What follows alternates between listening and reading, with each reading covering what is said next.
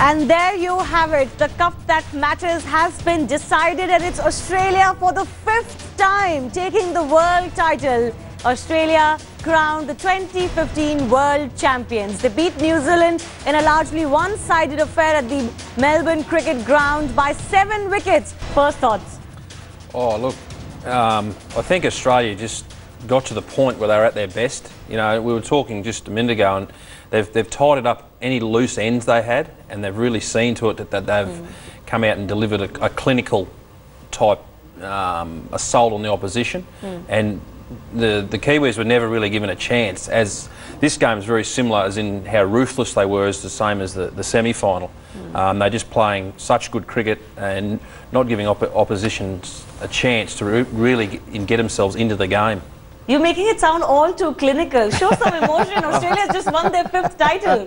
Yeah, oh, look, I'm very pleased. When you're not there, it's probably a bit different. I'm just trying to analyse the whole situation. You forget your analysing hat for a moment. Take it off. And, you know, as a former Aussie player, as a fan right now. Oh, look, I'm hugely jealous that I couldn't be part of that game. You know, it would have been amazing to be in that stadium, you know, 90, 100,000 people, and then to win it, and then be able to maybe grab a stump and then do it. Which you can't do right now. You can't take it off, I mean, take it away at least. Well, everything's rooted into the ground, isn't it? But to be able to do a victory lap in that stadium would be an amazing thing, just seeing how the people react. I suppose that's when the euphoria of it all sort of spills out of each player, and then just sitting in the dressing room, I suppose, at the end and celebrating and realising what you've achieved, because it takes sometimes a day or half a day for it to actually sink in. Yeah, that's what I was going to ask you. You won 2 titles. How long does it take before you start realising what you've done?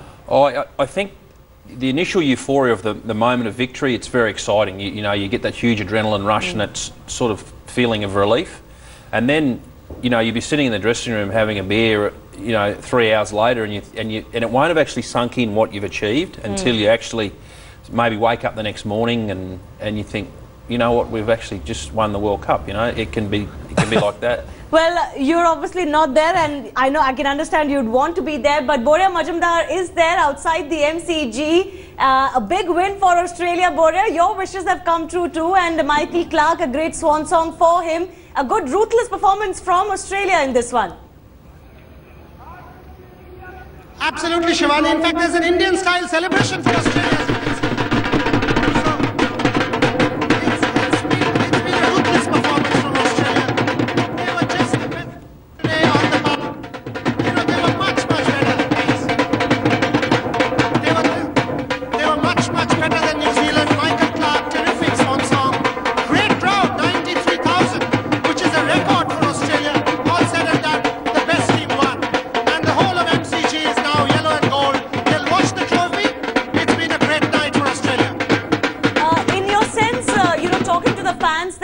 All throughout the World Cup, Boria, what does this title mean for the Australian fans, before we talk about the team, of course?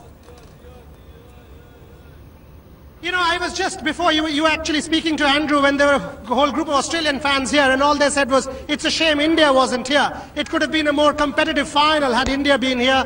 But no discredit to New Zealand. They had a great World Cup, but Australia deserved it. I mean, it was a really good performance in the quarter-final, semi-final and final. I thought they lifted their game from the quarter-final and the knockout stages onwards. Pakistan was a bit of a fight. India, no fight. New Zealand, no fight. Clearly, they're by far the best team today and in the whole World Cup, Shivani. All right, Boria, stay with us. I'll give you a moment or two to, you know, have some fans around with you. Nikhil, you know, it's quite astonishing. 5th World Cup title when you talk about it, you know, coming with at least 4 very different sides. I know that, you know, a couple of the World Cups were won with, you know, largely the core being the same, but a brand new side.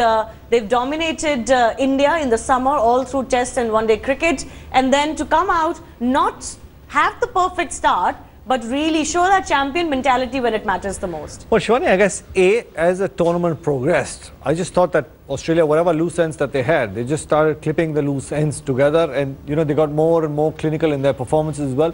And Michael Clarke, after that loss against the New Zealand side, he said, well, that was a wake-up call for us, but 5 titles, 5 World Cup titles, it augurs well.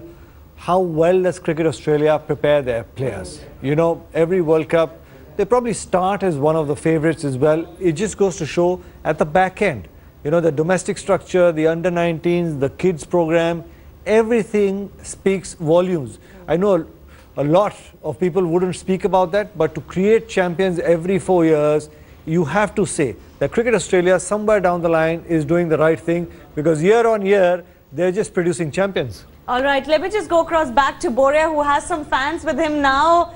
All right, the Aussies are already dancing and having a party.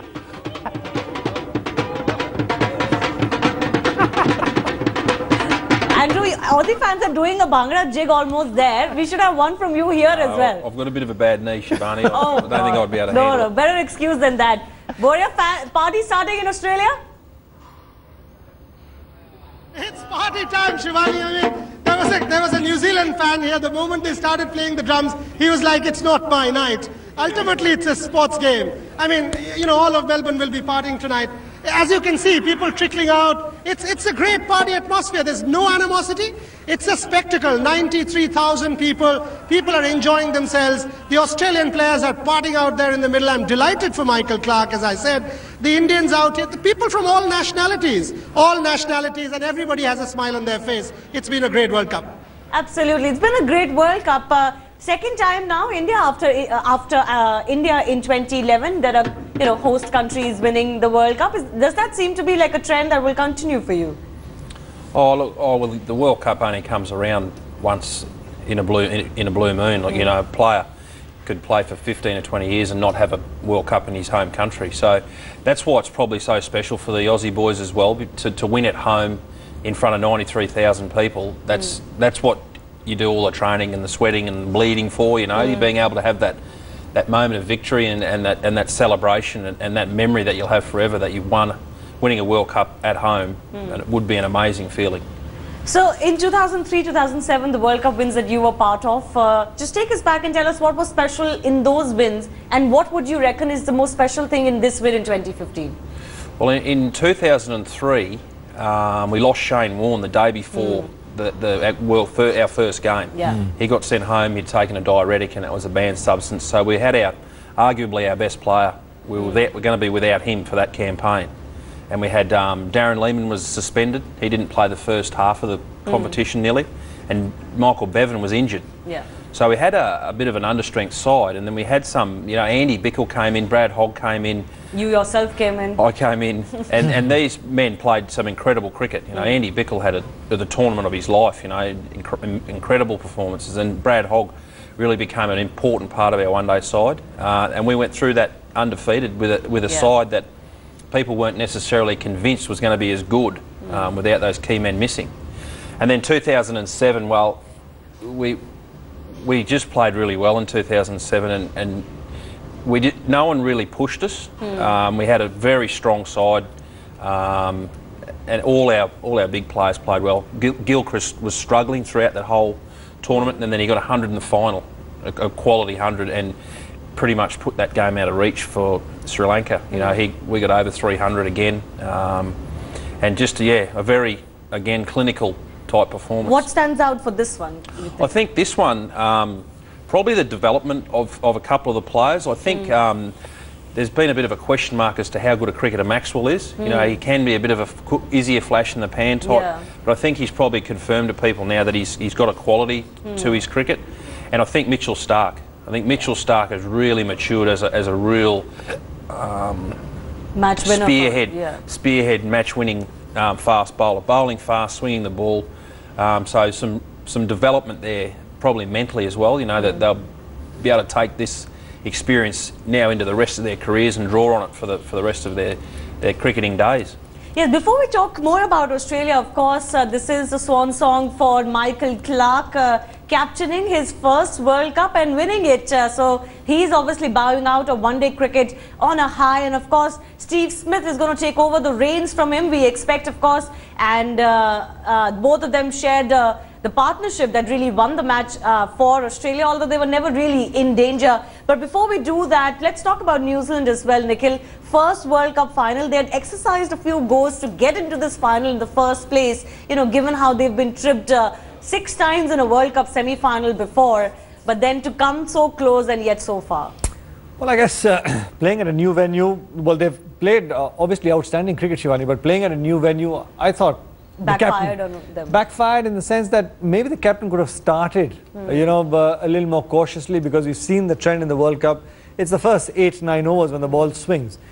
McCullum, arguably the best player in the New Zealand side, going up against somebody like a Stark. At 150 kilometers an hour, you've got a quick bowler who can swing the ball.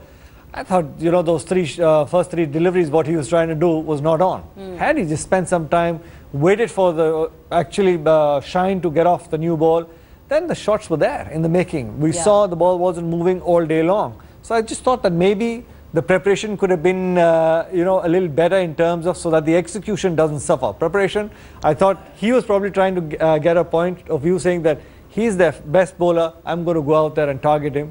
But I guess credit where it's due. Stark has been incredibly phenomenal in this World Cup. What is it, you know, you've played so much cricket against New Zealand and Australia and New Zealand sharing that rivalry.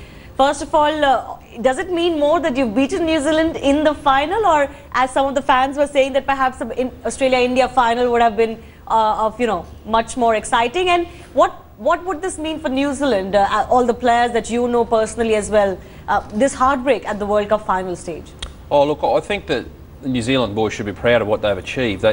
Cricket in their country isn't the #1 sport, and you know, rugby is the #1 sport. And as a kid growing up in New Zealand, everyone wants to play for the All Blacks.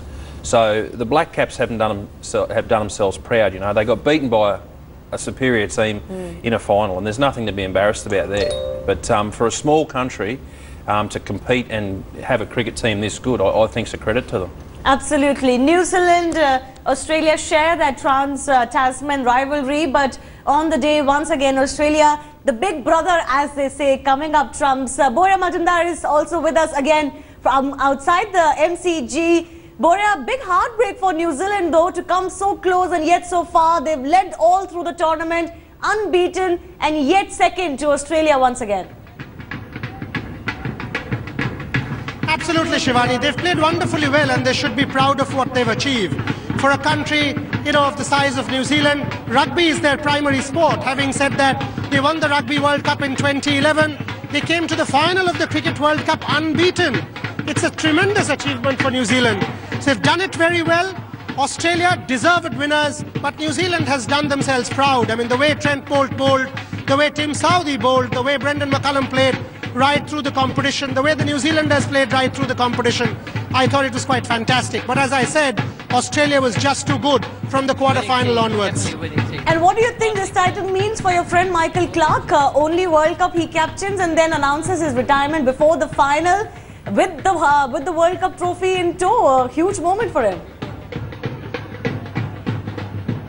You know what, Shivani, Michael, I think has taken a right call. I had the opportunity of having a chat with him, in fact, many chats with him, and for him the decision was straight. Is he playing in the 2019 World Cup, yes or no? The moment he decided he's not playing in the 2019 World Cup, it was a given. At the SCG, you know, after that India semi-final, he went back and had a chat with Kylie. That night itself, Michael Clarke in his house in Sydney, and he decided, come on, please, and live. Thank you. Michael Clarke went back to his house at the SCG, had a chat with his wife, and decided that it's enough because he's not going to play in the 2019 World Cup. Somebody needs to take over the reins of the Australian team. Just like Ricky Ponting had handed it over to him in 2011. I think it's taken the right call, and the way he played today, he's bowing out in absolute style, immaculate style, just the way Michael Clarke plays. And he will now concentrate on Test match cricket, at least for the next 2 to 3 years. Boria Majumdar enjoying the party there outside the Melbourne cricket ground with some Indian-Australian fans. What's going on, Boria? Okay, so what's the message? Keep going, keep going. The party is just Australia is wonderful. They played very beautifully. They've beaten New Zealand handsomely. And we were supporting Australia because my sister is in... I'm in Benalla. I'm a teacher in Australia since the last 9 years. Fabulous. Yeah. So the party started. Yeah. Beautiful.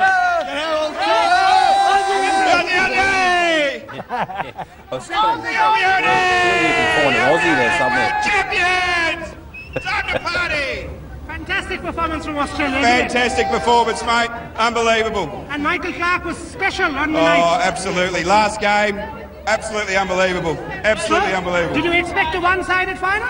No, I thought it'd be a bit close. I was hoping for a one-sided final so my heart could, so I could kick my heart in my chest. Okay, so let's have a cheer for the Australians.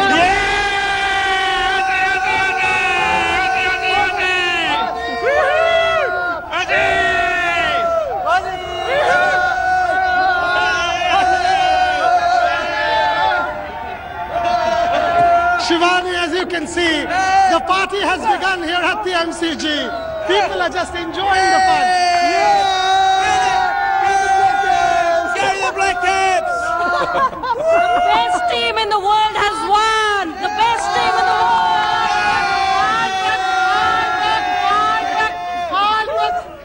world! So the best team in the world has won is the message. Australia clearly the dominant team in this World Cup, and the way they performed tonight, their fans have every reason to be proud of the achievement. As you can see, Australian fans going mad now. You know, this is their World Cup clearly. As you can see, Shivani, the party here at the MCG is full scale on. Just some visuals for the Australian fans, as Manish can show you. You know, the party has begun full scale here at the MCG. Boya, hang on, we're obviously watching these visuals. Stay with us. Andrew, if you were there, what's the chant for you today? Oh, Go for it. No, we don't really have a song. The team's got a song that they sing when they win. The boys will probably already sung it. I don't know, but they have a bit of a ritual after the game when they win a series, and they'll be singing that song with gusto tonight, I'd imagine. So can you sing that song? We're not allowed to. It's a sacred thing. I'm not allowed to sing it for you. Sure, you're trying very hard to get something out of It's that. actually, I can tell you what it's called. Contained today, despite an Aussie win at the World Cup. I can tell you what it's called. Underneath the Southern Cross. Okay. That's the name of our That sounds winning very song. poignant, and not really the kind of songs that the fans would be singing right now. No, or they'll sing whatever comes. So the drums, the Indian drums are working well there. Exactly. That seems to be the soundtrack of the World Cup, no matter which side is celebrating. Would people be celebrating in the streets of Melbourne and all parts of Australia as well? In the pubs and what have you, I'd say it'd be big party celebration. Going. Yeah. Bora, it seems the Indian Australians or Indian origin Australians are really joining in the party, and the drum, the Indian dole is really the soundtrack of the celebrations. You know, a lot of Indian Australians, Indians here in Australia, this gentleman here, you know, everybody, it's a party. It's 60% Indian here. It's a World Cup spectacle. I mean, the World Cup is over, cricket unites. So what's your message? You're enjoying the party? Yeah, I'm enjoying the party. And I'm as an Australian. I have a fun there. And we're going to for the party now. Aussie, Aussie, Aussie! So as Andrew can see, you know, loads of Indians supporting Australia here. It's complete spectacle, Shivani. It's ultimately sport at its very best. One player signing off in style, the team playing very well. No discredit to New Zealand, the best team won. It's been a great World Cup. And who do they think is the player of the tournament for Australia? Stephen Smith or Mitchell Starc? Okay, I'll ask this question. Who's the player of the tournament? Stephen Smith or Mitchell Starc? It's Stephen Smith. Michael Clark. Michael Clark, perhaps a bit emotional, that answer, but, you know, it's either Stephen Smith or Mitchell Starc. I would say Mitchell Starc, given the way he's performed in each and every match. Stephen Smith did not have a good start. Come on, I'll ask you a question, please. Come on. Who's your player of the tournament, Stephen Smith or Mitchell Starc? Starc. Starc, why? Clark. Clark? Clark, melt my heart. Okay, what's your message for Clark? Farewell match. If you weren't married, I'd love you. Beautiful. Super. What about you? Same as her, I'm her mother. So there you can see, Shivani, people just enjoying themselves. It's a full-scale party here. Absolutely. Boya, hang on. Don't go anywhere. We'd love to hear from more fans. But Michael Clark, we were talking about him. Quite an, emotional moment for him. Winning the title, but then also bowing out of the ODI circuit. Yeah, I was surprised that he announced his retirement before the game. That may have... things like that can be a distraction, but it hasn't affected the way they've played today at all. But you couldn't go out on a better note, could you? You know, to lift the World Cup and then, you know, retire from one-day cricket, it is absolutely perfect. All right, I believe Boria has some more fans with him. Boria, take it away. Yes. What do you mean, India? You were just your message. Australia's won. I'll show we won. It's the best. Let's go. My message is Australians. My one message, my Indian mum. I've always loved you. My message. Let's have a cheer. Moria, ask those boys what they're going to go and do now. Yeah. Who's your player of the tournament? Mitchell Starc or Stephen Smith? Starc. You both Baron Ray. Ask the kids what they're going to do now. Andrew Symonds is in the studio. I didn't think McCullum make a duck. I thought McCullum make runs. McCullum made a duck. I didn't see that coming. Go ahead. At Will Thornton on Instagram. At Will Thornton on Instagram. Everyone wants to know what these boys are going to do after this now. They like my suit. They like everything. It's their party tonight. Boya. We don't like New Zealand. You don't like New Zealand, okay? Or England. Or England, okay. All right, I think the boys are already very keen to go ahead and party, isn't it? Aussie style. So you tell us, what do you think Aussie fans are going to do now? Oh, look, I think all of the pubs and night spots will be buzzing now. People will be just celebrating, I suppose, the fact that Australia have won a World Cup. You know, that's the fifth one. You know, when you look at it like that, that's Australia's fifth time winning it. It's quite a but achievement. you know, the first one that a whole new generation would be watching, isn't it? Yeah. I mean, Alan Border's men, and then Steve Waugh, Ricky Ponting, and then now Michael Clark's. That's another sort of a third bunch of players. So it's fantastic to see. Incredible.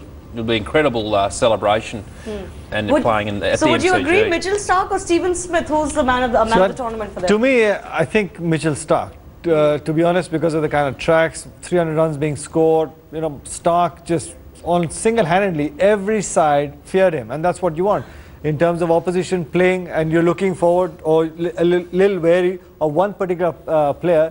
That's the kind of scare that he brought on. So Mitchell Starc for me, for sure. Yeah, I think the same, and for the reason also with the fielding restrictions, having to have the extra man in the circle, for him to dominate like he did, it was a credit to him. Yeah, he was fantastic.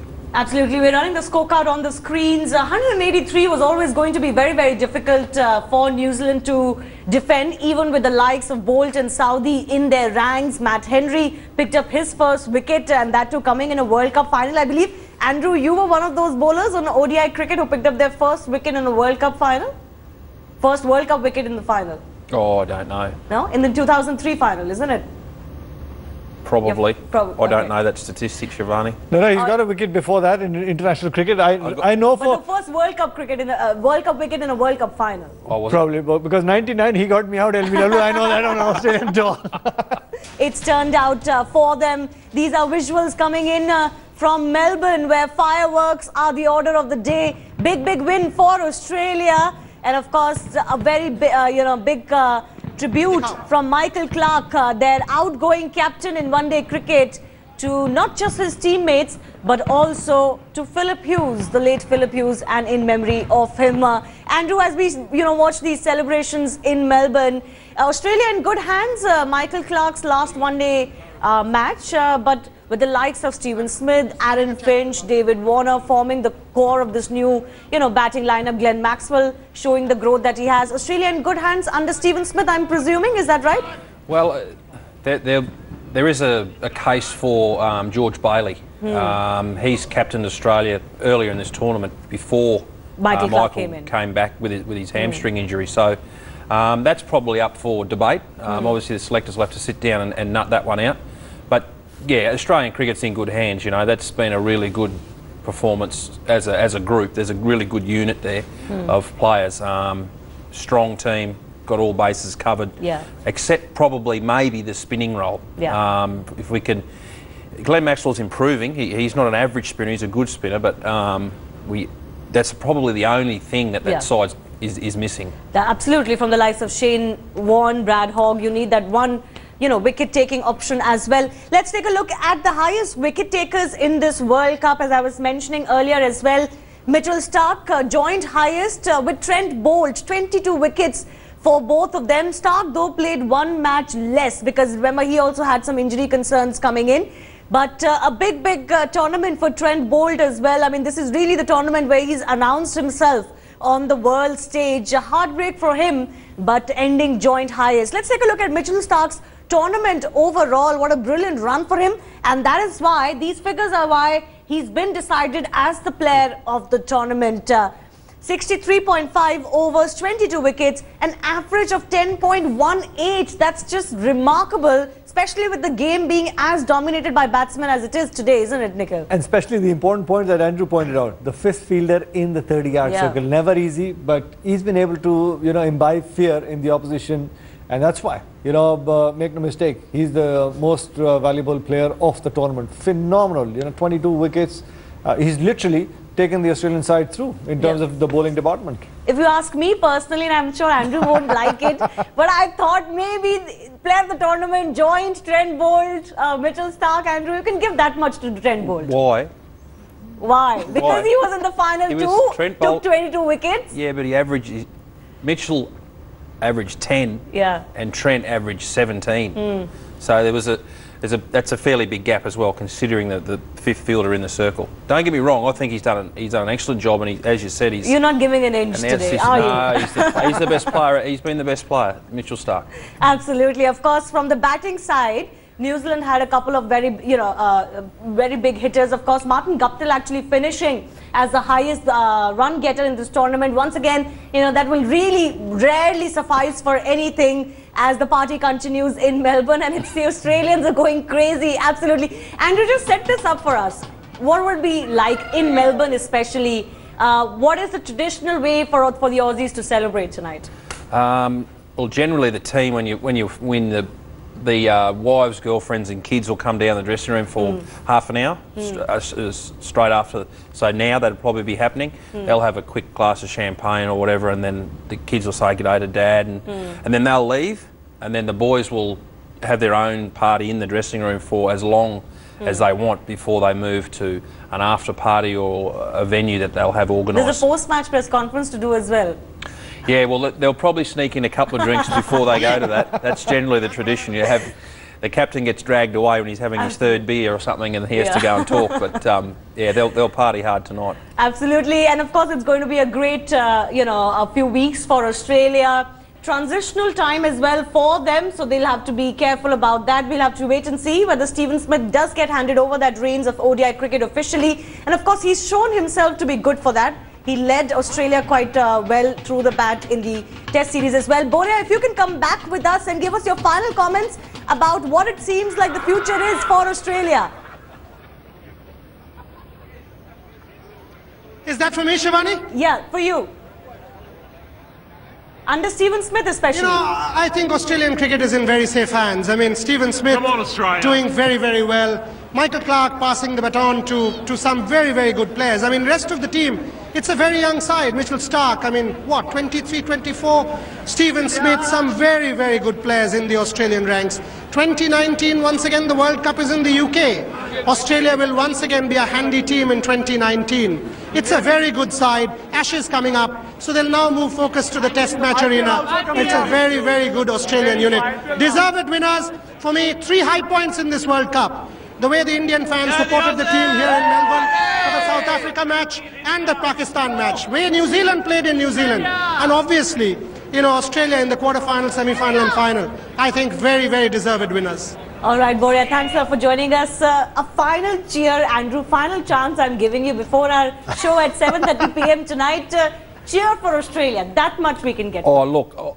I wish I could be in the dressing room having a beer with the winning team. That's not happening. So I know it's not. It. I'm here working. I'll give you a cup of green tea, mate. Okay. Pretend that's your favourite drink and shout out loud for Australia. Well done, boys. Well done, boys. All right, finally we've got something from Andrew.